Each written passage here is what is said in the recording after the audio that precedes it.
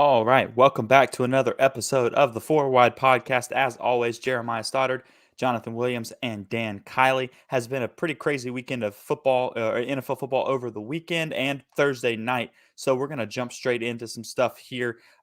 First of all, we got to talk about this insane ending that just happened a few seconds ago in Las Vegas. Right now, Vegas, the Raiders playing against New England Patriots. Right, 24-24.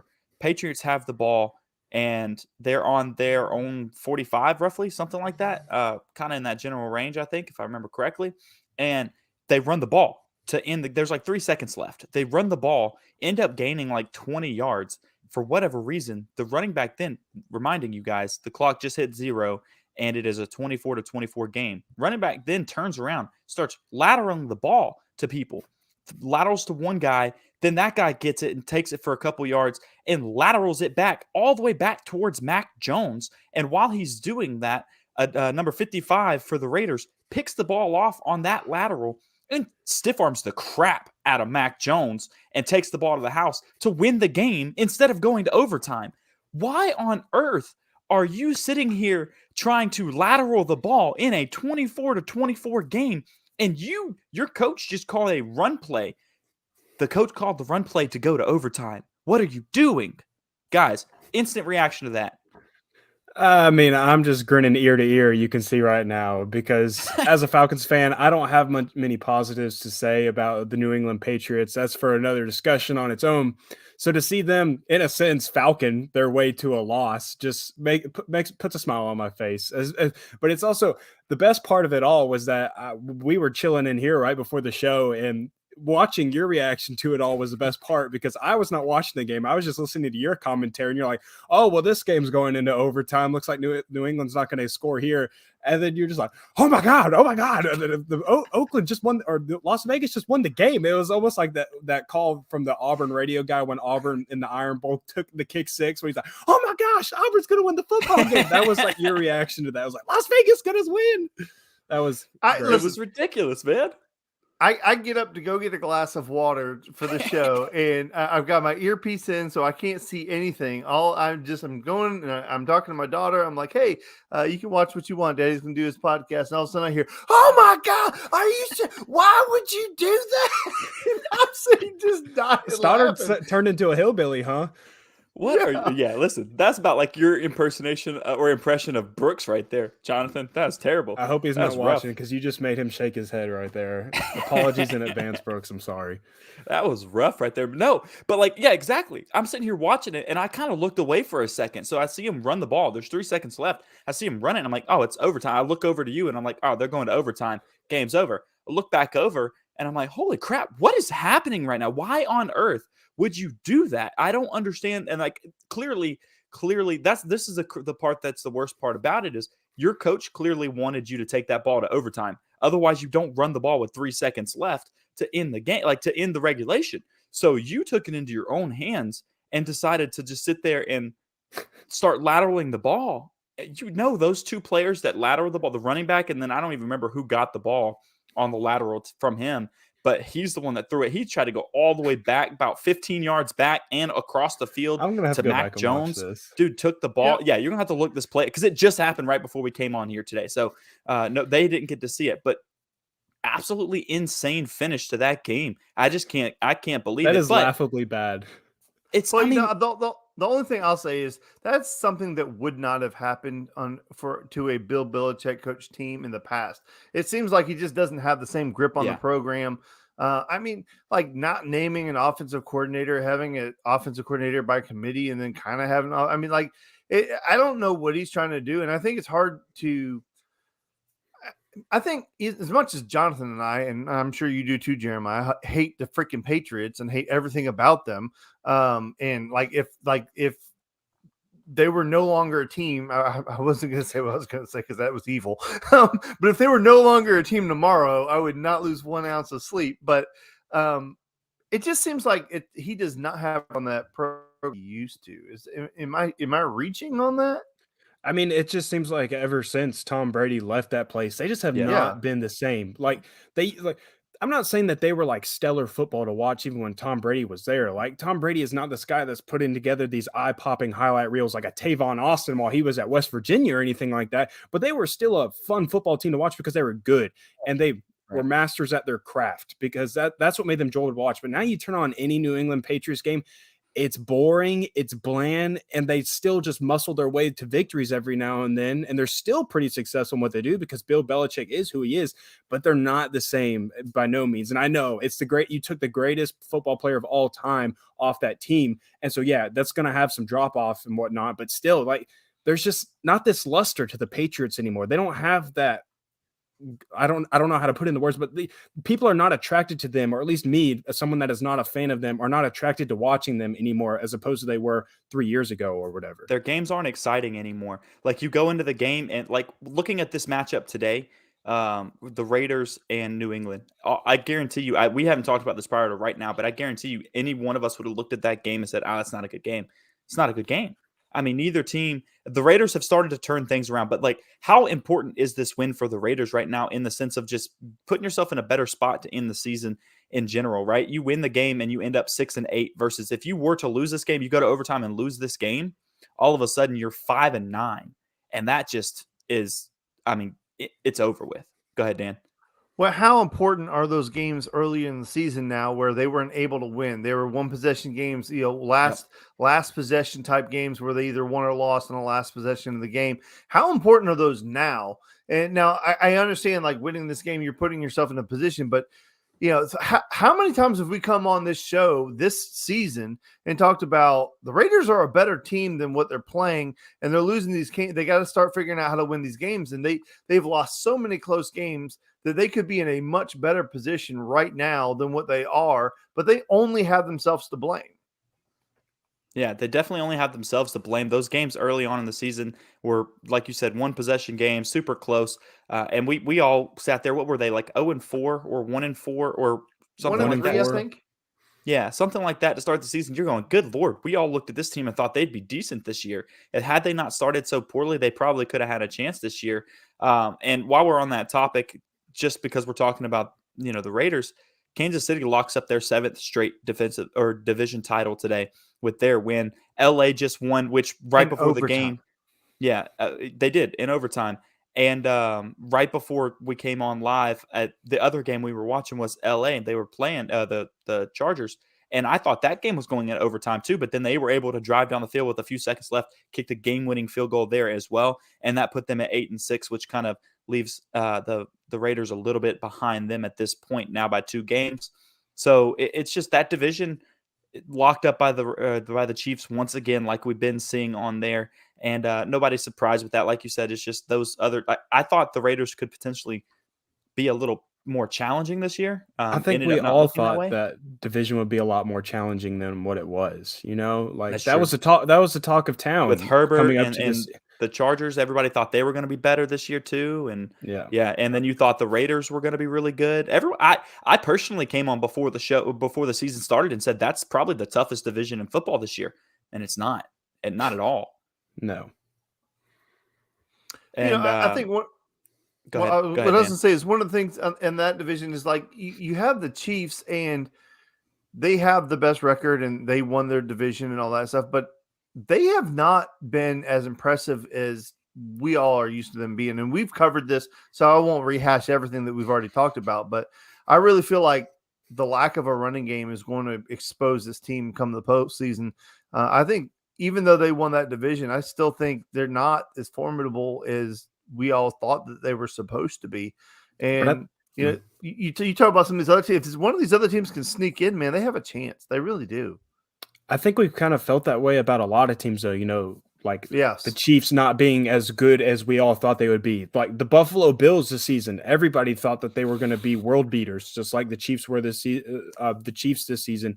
And I know that Josh Allen's elbow injury is kind of inhibited that a little bit, and they've kind of struggled a little bit on offense as a result. But they haven't exactly been what a lot of people expected them to be. The Chargers probably haven't been anywhere near what people expect them to be. Denver Broncos. You go down the list, and it's the team like the Philadelphia Eagles, who not a lot of people were talking about this past offseason, that are looking like the most complete team in college in NFL this year. It's just kind of been a weird season in regards to what expectations were in the offseason into what the league has transpired into this year.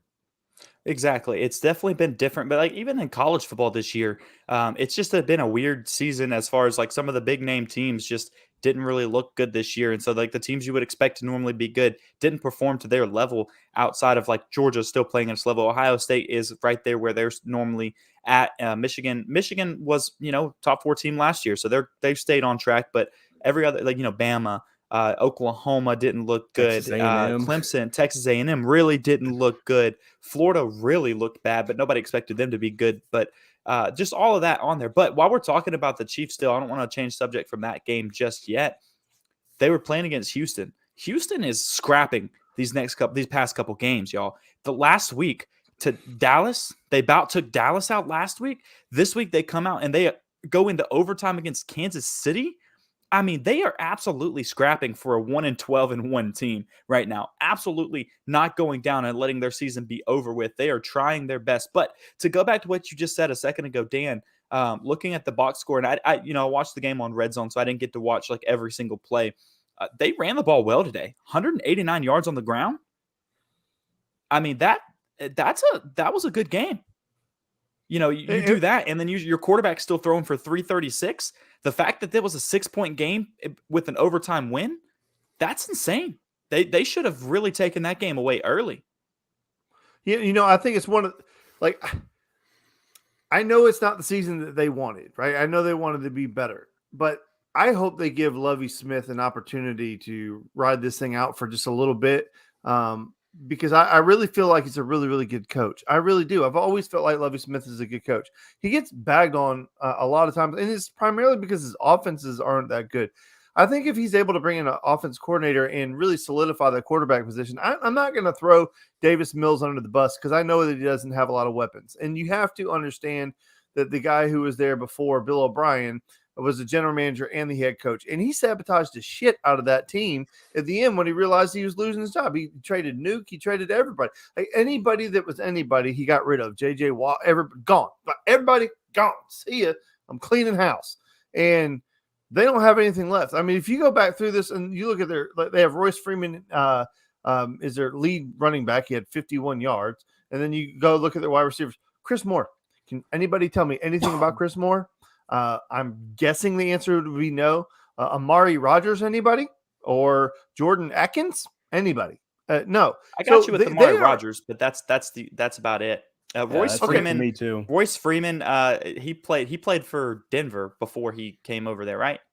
But my point is, those are not guys. Yeah, no, those are not guys. So, like Lovie Smith is making this team, like he has got this team to a point where they are competing with scraps. If you give him an opportunity to build up this team, which I think he can do, I think this team, that's the one thing I always look for in a team is how do they respond when things aren't going well? Do they check out and quit and lay down and just get the doors blown off them? Or are they scrappy and they fight? And a team that's scrappy and fight has some pride, and that starts at the top, right? I mean, in my mind, it does. And the interesting too with Houston is it looks like they're going to have the number 1 overall pick as long as their season continues to go like it has. And but also, so more than likely, according to what everybody is predicting, it looks like Bryce Young is going to be the guy that ends up as a Houston Texan. And the Texans do have John Mechie on their roster. Unfortunately, he was not able to play this season because he got diagnosed with leukemia. And so he is going to be able to play. At least that's what it seems like. He's on a road back to recovery from what I've heard. And so if you do get to reunite John Mechie with Bryce Young, you got a good quarterback there. Another quarterback duo. You have Joe Burrow and Jamar Chase up there in Cincinnati. If you can get Bryce Young back in there with John Mechie, you have some good pieces. It looks like your team is buying into what you're preaching. What Lovie Smith is preaching, those guys are buying into that. You're instilling good things. Mm-hmm. They're still scrapping, even though, like you guys said, they have all but locked up this number 1 pick. Like nobody is taking that from them. And so they're still competing which says a lot about who your team is and what kind of guys you have. So if you can get some good pieces in this next draft, maybe, like I said, get another duo of Young and Mechie, if those guys can get back with one another. You got Dameon Pierce, who looked promising as a running back as well. So you have that guy to build with as well. They're getting some good pieces in there. So it'll be interesting to see if Houston can rebound quickly, because all the good signs are there. Despite the record, there's a lot of good things to be said about the Houston Texans. Yeah, for sure. There really are. And hopefully they can turn some stuff around. Because like you said, Lovie Smith, I'm kind of pulling for him. I don't want him to get kicked out of there in the next year or two. Hopefully they do give him a chance to kind of move on. Let's talk about another team and another real close game this week that wrapped up this afternoon, the Jets and Lions. First, before we even get into the actual game and how crazy like that ending was, let's talk about how the Lions started 1-6 on the season and then proceeded to win 6 of 7 games, and they're now sitting at 7-7. They are a 500 football team after starting 1-6. That is the hottest team in football right now. I don't care what you say. I understand that was the Jets today, and they don't have a bunch of huge wins, but to scrap together 6 of 7 wins, that's you're clicking. I'm going to go ahead and say, I'm not saying this to say that Detroit is going to go on to win the Super Bowl, but that is a team right there. Those are the types of teams that you should be afraid of playing in the playoffs. Absolutely. Teams that have really gotten the ball rolling here late in December and going into January, those teams that are hot, those are teams that are scary in the playoffs, because while their record may not be glamorous, they may have more than 5 losses or whatever else, and they may not be the top seed, but they've got things going, they've got things clicking, and they're a hot team. And hot teams are teams that you should be afraid of in the playoffs. So the Detroit is quickly becoming one of those teams that you probably don't want to face in the playoffs. You know, when we first started the show, the very first couple of weeks of the season, I came in and said the Detroit Lions offense was one of the most prolific offenses in the NFL. If you remember, I think it was through the first 4 weeks, if I'm not mistaken, they are the only team in the NFL to score in every single quarter of the season. Eventually that stopped. And then every time we had a conversation that the offense was not the problem. They have been scoring enough points to win football game. They couldn't get any stops on defense. Now, they are starting to get a couple stops. Now, is it an elite like the Bears of 85 defense? No, that's not that, but it is coming. It is getting better. Those young players that they've got on the defense are getting better. Yeah.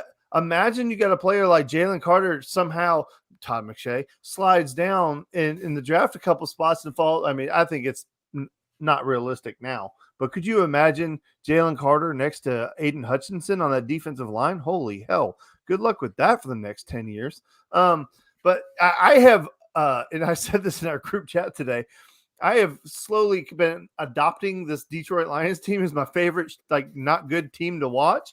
But because they score so many points and their games have started to become so entertaining. Even when they were losing games, the games were entertaining, and they're starting to play good football. A lot of people shit on Matt Campbell, or Dan Campbell, because of, he's kind of like a rah-rah guy, but he's like a linebacker and he's got like that, like, real intensity to him. But for whatever reason, it took a while, but those guys are starting to get it. They're starting, same thing that we were talking about with Lovie Smith.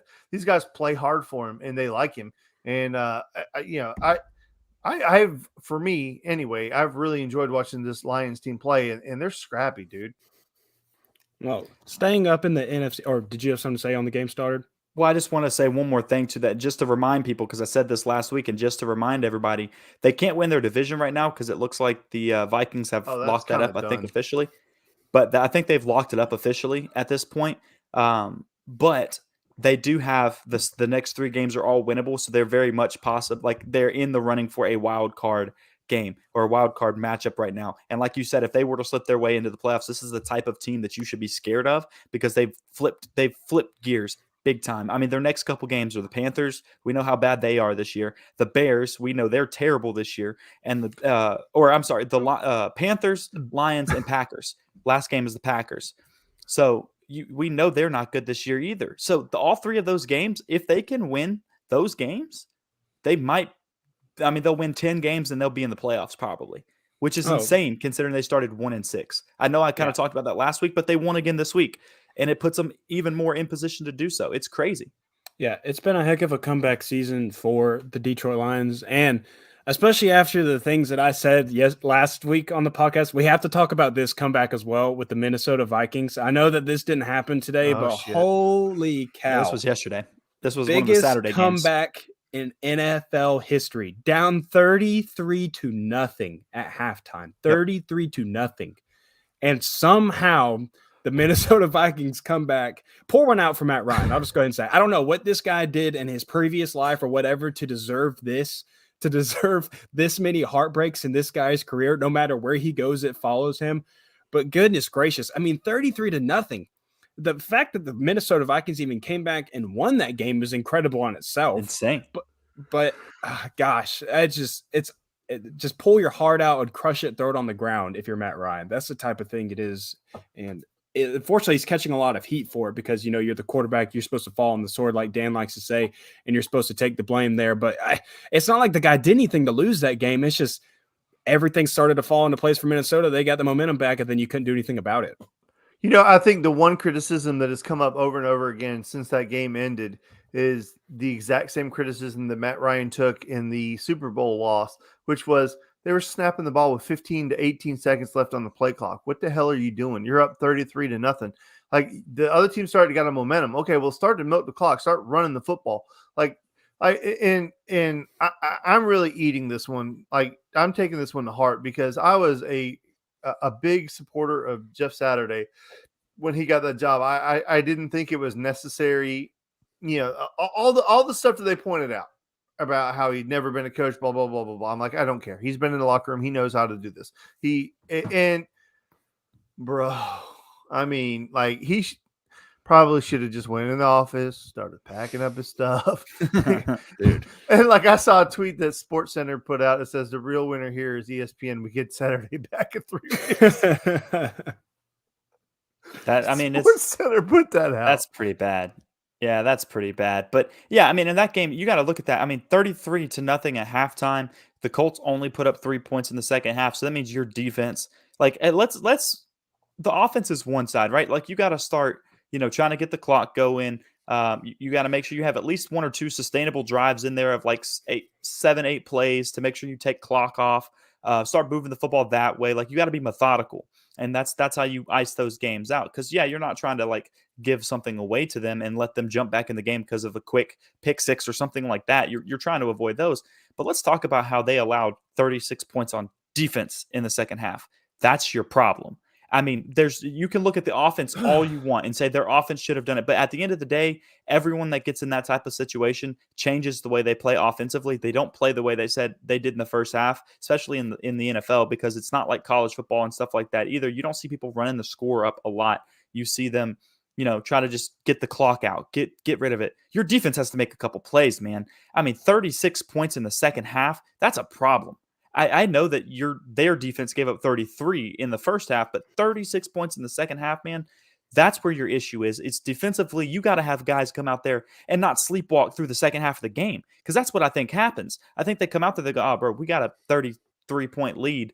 We scored 3 early in the third quarter, so now we got a 36-point lead or whatever it was at the time. I don't know. And you're going, we don't really have to, like, if they hit us with a big touchdown real quick. Who cares? We're still up by 20-something points at this point. Well, guess what? They do it again, and then they do it again, and all of a sudden you're going, crap, we're on our heels. They're catching up, and now they've got all the momentum in the world. You're screwed. Well, just like how Dan and I are always ones to talk about flipping the switch on and off, it's hard to go from not having your switch flipped on to like having to turn it on in the middle of a game, but it's even harder to have that switch turn on than turn it back off and then have to turn it back on again. Because once you're up 33-0, you're thinking what everybody else in the world is saying, like, oh, we got this in the bag, man. Like 33-0.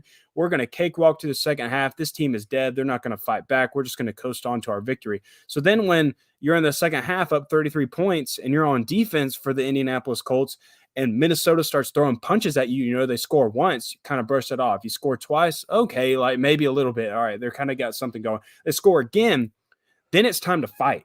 And by that point in the game, when it's late in the third quarter or whatever it is, it's too late to then try and turn that switch back on and find your groove again and figure out where your head is at in this game. It's too late at that point. because it's so difficult to just switch your mindset on and off like that. You can't do it. And that's where teams get caught. And that's exactly where Indianapolis got caught. Well, then the other thing is, where's Jonathan Taylor? Why is he? I mean, like, what has happened to him this year? He got hurt yesterday, I believe. Yeah, he had. I mean, he's not even on the stat sheet. Like, so he didn't even have a freaking carry. He lost a lot of fantasy games yesterday. I'll tell you that much.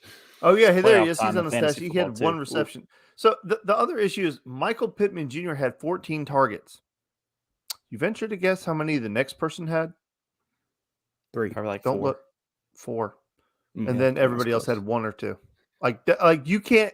I mean, come on. You're throwing to one guy. And that look.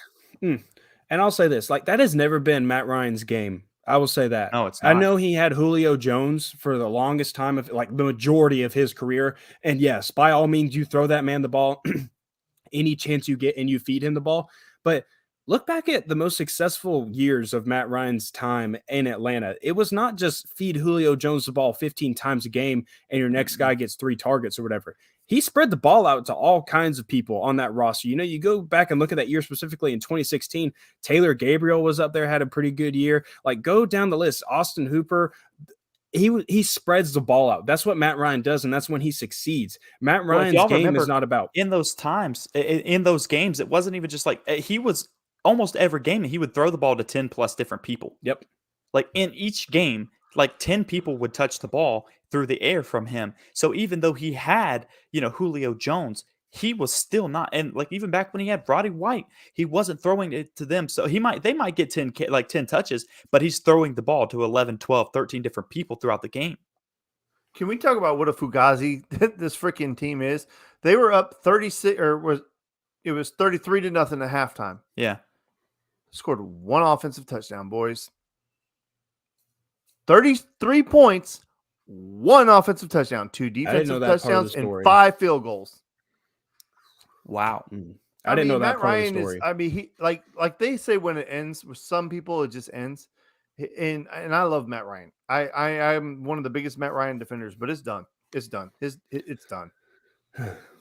Unfortunately, and I know none of us want to say that out loud. No, but I think, after seeing how he's been over there, and I think that we all, because that's, speaking of, we talked about this a few minutes ago.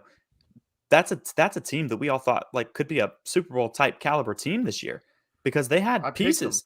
They had pieces. They had Jonathan Taylor. They had Matt Ryan. They had a decent defense. They had all these things coming together, different pieces around them, and all of a sudden you're going, dang, man. What happened? I mean, just it 5 weeks in, you got unraveled. Sam Ehlinger taking snaps. Oh shit! Hey, yeah. Hey, can we talk about the Cowboys getting beat? Oh yeah, we definitely can. I see Harrison's in the chat. We're definitely talking about the Cowboys game. This is prime opportunity. Get your shots in, boys. Come on, take them right now. Let's go down the line. Start us off then.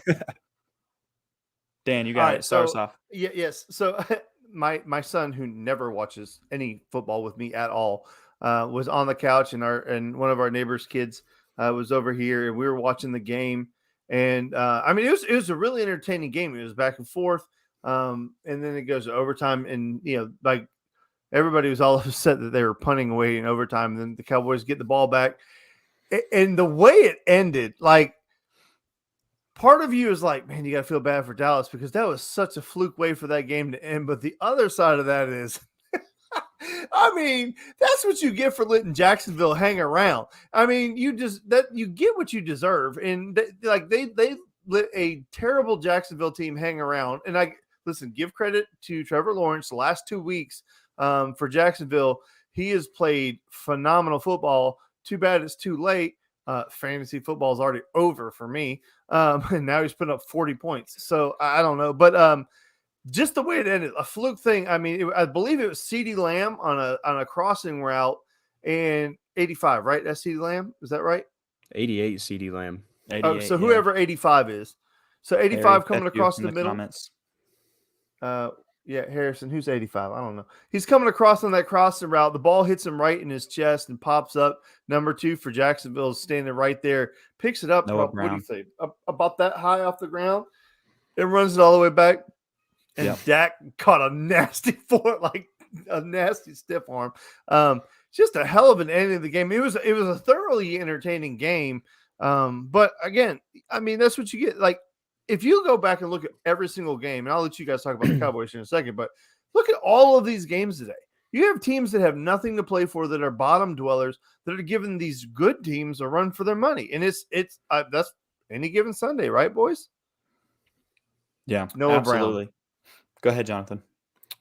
Man, I only have one good thing to say about the Cowboys right now, and I'm glad that Ezekiel Elliott is at least scoring touchdowns, because I made a midseason trade for Ezekiel Elliott in fantasy football, and he's helped carry me into the playoffs. And I just pulled off an upset in the first round in one of my leagues thanks to him. So shouts out to Ezekiel Elliott. But other than that, man, I know that I said the Patriots loss brought a big smile on my face, but any Sunday that the Cowboys lose definitely does too. And it's nothing against the team, man. I don't know what it is, but just teams that are idolized at like the Cowboys from the media and everybody else, like it just hits different when those teams lose, and especially in the fashion that they did today. And you hit on something, Dan, that I was going to as well. That's 2 weeks in a row that we've seen Trevor Lawrence play really well. There's been some questions about Trevor Lawrence and whether or not he was going to eventually transition into being the guy, the answer for the Jacksonville Jaguars. And he's definitely looked the part these last 2 weeks. And it hasn't exactly been against two teams that are bottom dwellers of the NFL. It's been against two teams that are competitors and are pretty good football teams. So it's 2 weeks in a row that he's thrown for 4 touchdowns. I think he had over 450 yards today through the air. So Trevor Lawrence is getting things going together. Another team, yet again, that is kind of near the bottom, but they're starting to figure things out this season, and they're getting a lot of good momentum building into next year, and that's a good thing if you're Jacksonville. They beat the Titans and the Cowboys in back-to-back weeks. How about them Jaguars? And look, they get the Jets next week. Let me look at their schedule real quick. They get the Jets next week, Texans after that, and then the Titans again. I mean, boys, they could put themselves into a Stoddard loves looking ahead at the schedules, man. But looking like when you start looking at the 5-game winning streak to end the season, whether they make the playoffs or not, the toughest game to end the season. Toughest game is going to be the last game against the Titans. That could be a huge game for them because they're fighting for that wild card spot at this point. At this point, you laugh, but like at this point, the next 3 games, it's like you got a team like that can go from either making the playoffs or being completely out. This is like our boy on Red Zone. He always says it. This is the witching hour. This is the 4th quarter of the season, man. This is it. This is where playoff teams become, sitting on your couch, or teams that should be sitting on the couch end up in the playoffs at the end. Dallas every single time this time of year, always they're trying. I don't know what it is, but when Christmas time rolls around, Dallas Cowboy fans start getting on their knees and they start praying because they know exactly what is about to happen. It's just, it never goes well. I don't know what it is, but these 2 months of the year, it's just not good for them. It's not good news. Bad news Bears. Look at Harrison in the comments. He says it's going to be fun to lose to a $500. Yeah, and Stoddard, you said, I know you. I was actually laughing at Zach's comment about Cowboys are facing karma for benching Cooper Rush. So that's what I was laughing at. That too. Well, hey, while we're talking too, like now I'm going to have myself a decision next week for the next round of the playoffs because I got to decide if I'm going to start Trevor Lawrence next week. He's got the Jets, so I'm thinking I'm going to start him next week over Aaron Rodgers. But I'm nervous about that because he's that's a tough call. Aaron Rodgers hadn't looked good this year, though. So I called Minnesota a fraud team last week, and I gave you my reasons why. I told you why I did not think that this team, why they're frauds, regardless of their record and whatnot. I know they just can't pull off the biggest comeback in NFL history. Stoddard, I'm gonna go ahead and say that your fantasy football team is a fraud too, and I told you that in the group chat. And it just I went on a 5-game win streak, 4, whatever. I went on a win streak there at the end of the year, and I missed the playoffs. And so I was looking at the rest of our league to see like who made the playoffs and whatnot. I looked at your division. Stoddard has the least amount of points scored against him. Almost everybody in my division had scored more points than Stoddard. Yet he's at the top of his division with a whatever record, sitting pretty in the playoffs with a first-round bye. So yeah, Stoddard's a fraudulent playoff team, and I hope you lose in the second round. Why don't you tell him who had the most? Why don't you tell him who had the most points scored against them all year? It was Dan. Dan was just a dead man walking by like a couple hundred points. Oh, fucking hate Dan just got ran through. Listen, I went on a 6-game win streak. I started 3-3, and then was all of a sudden 9-3 afterwards. So I took a big win streak, and must be nice to get to play in the ACC when. But I was scoring 140 points, 135 points a game out there, which I would look at those weeks and I'd be scoring more than anybody else. Say what you want. I think I caught my breaks earlier in the season. You know what? I'm going to pull up the numbers. So I'm going to pull them up. Oh, man. Oh shit! Here we go. Oh man, Hey, we got to talk about the Falcons. Yeah, we got We one more game we got to talk about. So we got to talk about the Falcons, Fine, and then we can get into our whatever. picks for the night. Are you gonna? You good? No. I digress. All right. I digress. All right. You can have it ready for next week after or when we come back. When again you lose, I'm coming after I after win. you. All right, come on. All right, well, let's go ahead and jump into this. Dan, Why don't you guys start us off with the Falcons. Start with the first half, boys, because I listened to the first half on radio. Tell me what you saw in the first half. I saw a rookie quarterback that was struggling to adjust to the game. Had some. Now I will say, like, there was, even though he started the game like 0 for 5 or 0 for 6 on his pass attempts or whatever, like there was still a few throws where like one example, it was third down, he was rolling to his right and he tried to hit his tight end and he actually threw a beautiful ball. He put it in the spot where only his tight end could catch it. It would have got a first down and it hit him right in the hands. Tight end just didn't come up with it. So like there was good things. I know that the stat sheet will say what it is about Desmond Ridder. It'll say he completed 50% of his passes and didn't exactly look all that great, but in the first half specifically, I saw a quarterback that was just got a little stage fright, was trying to get accustomed to the game speed of the NFL and was trying to get adjusted, but still in the midst of that, while he was literally right before our eyes going through those growing pains of getting adjusted to professional football, there was still some positives and a lot of good things that Desmond Ridder was showing in that game. I just wasn't a big fan of the opening play call either with Desmond Ridder at quarterback. Yeah. The one thing that I will say, I don't understand why this coaching staff is so conservative with everything. Like, look what they did with Brock Purdy, right? So you have Kyle Shanahan, who we know is a genius, right? An offensive genius, and he's very aggressive. They put in Purdy, Mr. Irrelevant, the last pick of the draft. They put him in there, and do they baby him and give him milk and cookies and tuck him in bedtime and make sure that he's nice and safe in the pocket? They turn him loose, and they're like, this is our offense, run it. Either you can or you can't, but this is our offense, run it. And the guy has been lighting the world on fire. I mean, is it sustainable? I have no idea. But he's winning football games. He's putting up NFL quarterback numbers, and they're executing. I will say this with that, like with Purdy, and not taking anything away from Purdy on that, because I think he's played very well in his first couple games. The dude's got Christian McCaffrey behind him. He's got George Kittle, Juwan Jennings, Brandon Ayuk. Like the dude's got guys on offense. Like let's not pretend that the 49ers is the same type of team that the Falcons are from top to bottom on offense. One thing that I will say that did look good to me, there seemed to be a connection between Ridder and Drake London. There definitely was. He was throwing to him a good bit in that game. Every time it seemed like he needed something, he gave him. Actually, the last play of the Falcons offense that ended up ending everything was a nice play over the middle to Drake London to pick up the first down when you needed it on a huge play. Was it fourth down, right? It was fourth down and like 5, I think. I think it's third down because you're in field goal range. I think it was third. No, it was at the 50-yard line. We weren't in field goal range. No, but I think it was third down. I'm pretty sure it was third down. You talking about the crossing route with the where he turned the ball over? Yeah. I think that was fourth. I thought it was fourth down, but either way, if it was third down, either way, you would have got the first down. At that point, you would have been in field goal range, and instead, Drake London gets the ball punched out right into somebody else's hands, and game over for you. But no, early on in that game, to go back to what you started talking about, Dan, early on in that game, you definitely saw a guy, like Jonathan said, that was trying to catch up with the game, the speed of the game, and see what was going on. He was overthrowing guys, throwing deep passes out the gate with them. Right. It was fourth down. It was fourth down. Okay, so suck it, both of y'all. Trying to tell me I'm wrong. But either way, but with that being said, think about that. It's 4th and 4, 4th and 5, whatever it is, at your own 50-yard or at the 50-yard line. He comes through for you in that game, right? He makes the play. Ridder made the play for you when it mattered most. He made a play that Marcus Mariota never could. Exactly. That I will say, that part for sure. But going back, the first half, he was overthrowing some guys. He made some weird passes, some questionable decisions.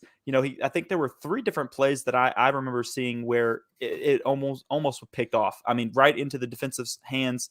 One time it was, but they ended up ruling him out of bounds. The other time, the dude it was right in his face, and he just dropped the ball, and it would have been a pick 6. I think we were inside the red zone too, and then he threw it. It was like kind of a little screen route or outside route or something. Guy jumps it, almost takes it all the way. All it told me was the dude's young. He needs a little bit of time. This isn't me. This is not me taking shots at the kid and saying he's not going to be good, because I don't know. I think it's way too early. Y'all know how I've sat here. My position on this whole thing leading up to this was, don't rush him into the spotlight. Don't put him out there until you know he's ready, because I feel like he would struggle to start with. I think there's a reason that he didn't take the job from Marcus Mariota sooner than he did at this point. And I think it's because he wasn't necessarily ready for it. But once again, seeing him in the fourth quarter on 4th and 5, 4th and 4, making that type of play, standing in the pocket, delivering a perfect throw, that was very, very good to see. That made me very happy. It shows you that he can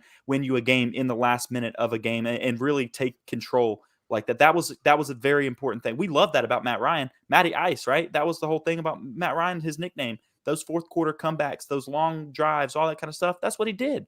I would love to see Ridder continue to be successful in those moments. Well, one of the things that Jonathan and I talked about on here the very first week of the season was we knew the Falcons weren't going to be that great this year, but we wanted to see them be competitive in every single game.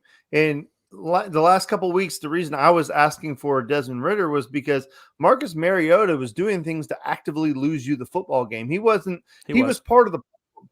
And Desmond Ridder today, I didn't feel, I mean, you're right.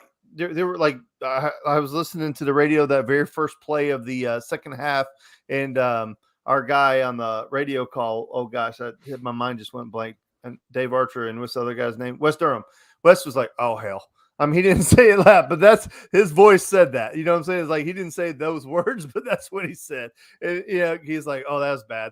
And they didn't overrule. But then once I got in here and I'm watching them, I mean, he was making plays. He was giving us a chance. It wasn't on him. He didn't do anything to actively lose that football game. I was excited. Like I actually sat up in my chair at the end of the game. I was like, oh, can we do this? Can is there? And then, you guys were talking about our defense has got to get a stop now. It took them down all the way to 9 seconds, but they did get a stop.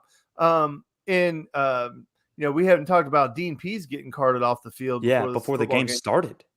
Yeah, so like we had somebody else calling plays. I don't know who it was calling the defensive plays, but sign him up. He did a great job. Yeah, Frank Bush was calling the plays, and I got real worried about that because they started talking about how he was the one calling the plays early in that game because getting him carted off the field, all that kind of stuff, which was crazy. Apparently, the Saints were doing punt return practice or something, and he got ran into. It apparently took him out. I don't know what the issue. I haven't heard anything since then, but yeah. So, and then the first 2 drives, I see the Saints just march down the field and score 2 touchdowns. I was like, this Frank Bush guy ain't got it today. I don't know. and then after that, he turned it around. They only scored 1 more touchdown the entire game. So I was pleasantly surprised, but I was so terrified. I was like, we're about to get boat raced out here, and it's going to be 80 out the gate, whatever it is that saying is, and I was worried, but no, he turned it around. He definitely, his name was Frank Bush. That's who called the plays. Well, all I wanted to say to finish it was that I wanted to see him have an opportunity to be turned loose, and I really felt like he was the collar was too tight in my opinion, and I would have. I mean, what do you have to lose? I mean, I know we're still in it for the playoffs. I don't give a crap about the playoffs, dude. I don't care. I don't want to go to the playoffs. I want to get a higher draft pick, but I want to see them turn Desmond Ridder loose and see what he can do. And I enjoyed watching him play. Like I said, I only got to watch the second half, first half on the radio, but I enjoyed watching him play, and I felt like he gave us a chance. And Jonathan and I, at the beginning of the year, that's all we said. We wanted somebody to give us a chance. We just wanted it to be entertaining. Yeah. You don't want somebody losing you games at the end of every game. That's what we started, like you said, in the past couple of weeks. That's what we started to get from Marcus Mariota. It felt like every time fourth quarter came around, you need 1 touchdown, you need 1 score, he would throw a pick or he would fumble or something. And it happened like 4 different times throughout the season, and you lose those games. I mean, that's what you had to – you don't want that. That's why I was so pleasantly surprised that Ridder was in the fourth quarter in that last drive making big plays for you. Like you said, he didn't do anything to lose the game, but the Falcons still falconed, and Drake London fumbled after that, and it is what it is. But go ahead, Jonathan. I see you wanted to say something. Yeah, I think one thing that really kind of helped Desmond Ridder be able to settle in, especially later in the game and getting off to almost a real rocky start at the beginning of the second half, was the fact that Tyler Algier had a career day. 17 carries for 139 yards and a touchdown. The Atlanta's success to run the ball during that game is what allowed Desmond Ridder to kind of take some deep breaths throughout the game and just kind of dial it back, reassess the situation, and not have to force things because Atlanta was running the ball so well. Even Cordero Patterson had several great runs for Atlanta. Atlanta has had a great run game the entire season, and that's a good thing to have when you have a good a young quarterback, especially a rookie first year, getting game action later in the year is when you can lean on your run game in those types of situations where you don't exactly want to just hand your quarterback the keys to the offense and say, go get him. That's a good thing to have. And Tyler Algier absolutely stepped up for Atlanta today and provided that extra room of comfort for Desmond Ridder. Well, we talk about that on the show so often about how important your run game is in the NFL still, that you got to have it. And Algier coming out here and just absolutely running through people. Dude, he was breaking tackles. He busted out for a 50-yard touchdown or a 43-yard touchdown, I think it was. And just he was making those plays, 17 carries, 139 yards for you. And 8.2 yards per carry. The dude just couldn't be stopped. He was absolutely just running through people. And then you change gears. You got Cordell Patterson coming in and still runs for another 52 and a touchdown. I mean, both guys played well, but seeing how well Tyler Algier, you get him in the 5th round, and you're not necessarily expecting him to be incredible, but in the 5th round, you might have found something there. There's something to pay attention to in the next few, seasons to see what he can put together because kid's good. All right, we got to hit these picks right before this game kicks off. So, all right, let's do it. Hold on, let me pull back up. First game. What's the night game here? It is the Giants and the Commanders. Giants, Commanders, the Redskins, whatever. Ew. No, you know what? Stinky. They're both playoff teams. I mean, they're both playoff teams. And I'm excited. 7-5. They're both 7-5-1, and this is a division game. Is that? Yeah, this is a pretty big game. Didn't they tie each other? I don't remember. I can go back and find out. But go ahead. Jonathan, it's -4 for Washington. So go ahead. Okay. I'll leave it at this. I hope Tyler Heineke gets to buy himself a new blue pair of Jordans. That's all I'm going to say. Look, unless he is playing for Atlanta, I am absolutely pulling for Tyler Heineke. Absolutely 100%. After Dan dropped that little nug about him, I will 100% be pulling for him. So I got the Commanders in this one. I'll go to hell. And it was they did tie 2 weeks ago. They just played each other 2 weeks ago, and they tied 20-20 in overtime. So actually, based on new information now, Harrison says the Cowboys clinch if the Giants lose. Go Giants! I'm flipping my pick right here. I'm going with the Giants. They're not letting them clinch. They're not letting them clinch. No, go ahead, Dan.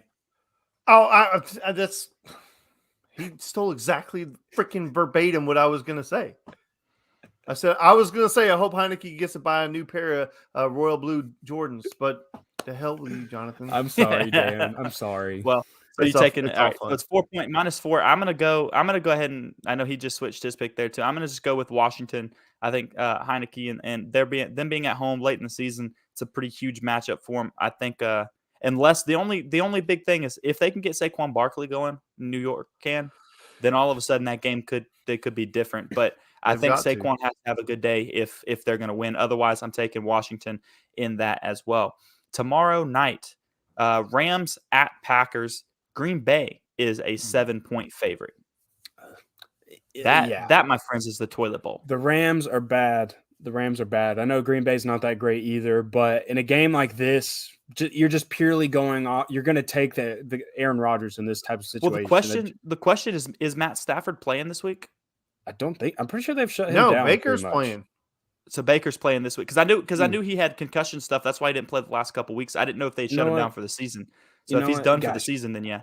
I'm switching up a lot this episode, and I'm going to do it again. I know I was just kind of leaning towards the Packers right there, but then I remembered that Baker Mayfield is now the quarterback for the Rams, and I'm pulling for that guy right there. I know that he has all these antics that make people don't really like him, and he's got this type of swag to him, and he carries himself a little bit differently, but I'm rooting for that guy to have a rebound in the NFL, and he had a heck of a story last week, and I hope he does it again this week. So I'm going to go with Baker Mayfield and the Rams upsetting the Packers. Damn. I just hope it's an entertaining football game. I hope there's a lot of snow. And the game sucks when it snows. I mean, the quality goes down, but it's just fun to watch.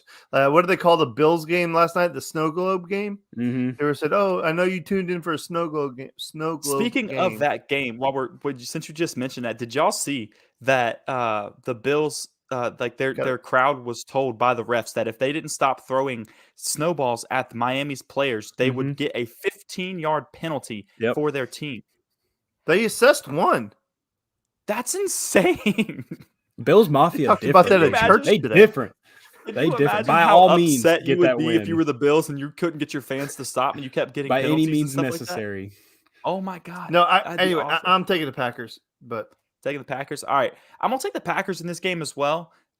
Late in the season here, it's cold, like you said, and they're playing at Aaron Rodgers' house. I think he's going to play well. He always plays well at this time of year, especially in the cold like that. For some reason, it doesn't affect him, but he still plays well. So I think he's going to win. Do I think it's a 7-point game? I'm going to say they don't cover the spread. That's what I'm going to take that. I'm going to say that they win, but they don't cover that 7-point spread because I just feel like I think I'm with Jonathan in the sense that I think Baker and them are going to come in there and try to do something. So I just think I don't think they can cover the spread, but I do think Green Bay wins this game. Fellas, anything else to add? Yeah, real quick, Zach, I have no idea what the Braves are doing in left field because I thought that William Contreras was going to move out to left field, but we traded his ass for no reason, apparently, to get a catcher that we didn't necessarily need. So I have no idea, buddy. And we got Hoi Ching Park from the Red Sox to play middle infield. So sorry, brother. I ain't got nothing for you. I'm as pissed as anybody. Well, Jonathan, you got I anything certainly else? have a lot to say now, but I'm going to save that for another time. So, hey, we'll talk Braves next week. I'm good. We could talk a little bit of Braves and stuff later as well. But as always, guys, it's been a great time. This game's about to kick off Sunday night as it is now 8:21. So we will go ahead and let you guys go. But next week is Christmas. So Merry Christmas to everybody. Hope everybody enjoys time with their family. We will obviously not be putting on an episode next week as it will be Christmas. So everybody's going to be spending time with their families. But we will be able to jump back in with you guys. Maybe we can do an episode like Monday or something. We'll talk about it and see if we want to try to do something or if we just want to skip a week and then jump back into it afterwards. But just stay tuned on social media. We'll let you guys know. We'll talk about it off air and get back to everybody on that as well. So stay tuned on social media and we will let you guys know what's going on. But as always, we will see you guys next week. Y'all have a great Christmas.